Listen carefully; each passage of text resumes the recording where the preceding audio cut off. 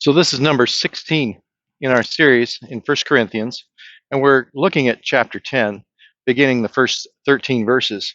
And I came out here to this sign because it sets out here in front of Lower Deer Creek Mennonite Church and alludes to the history of this congregation and of this area as far as the Mennonites and Amish that came into the area.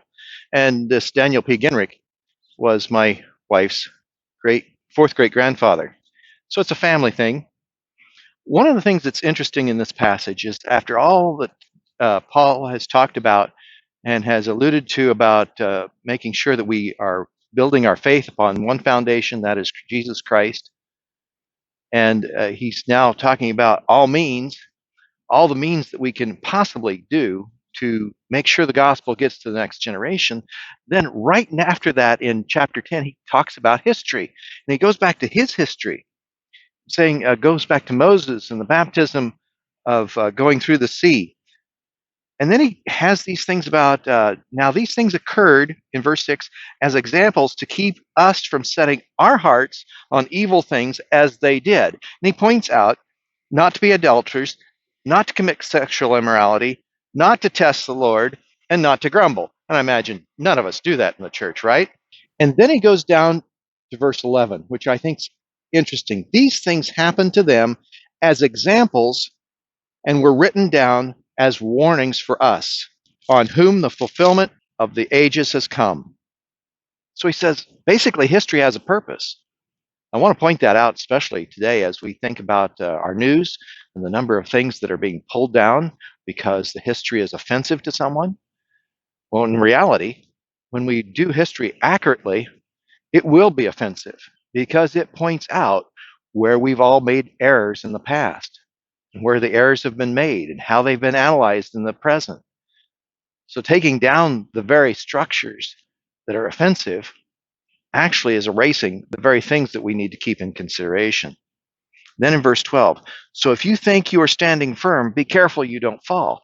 These historical facts, these historical things sometimes boast us up and build us up.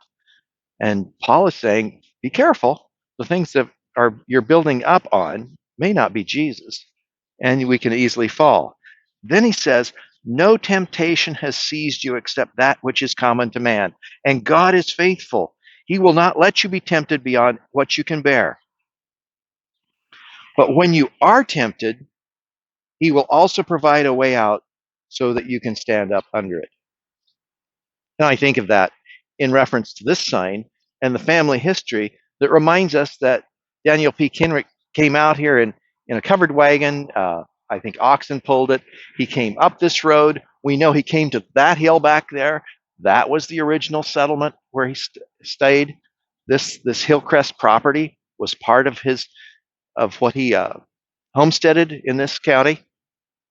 And then he, of course, went over to Washington County after that.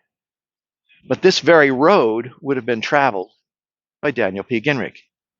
And the road that's just east of here is the stagecoach line that went from Iowa City all the way to Ottumwa. It's part of our history.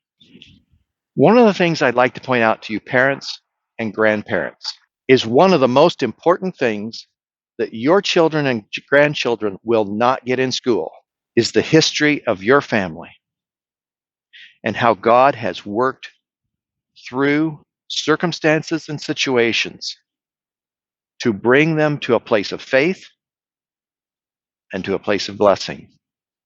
And that can only be shared by those of us who know it. It doesn't matter whether you're a genealogist or not and know the whole story. You know what's happened in your life and you know what God has done in your life.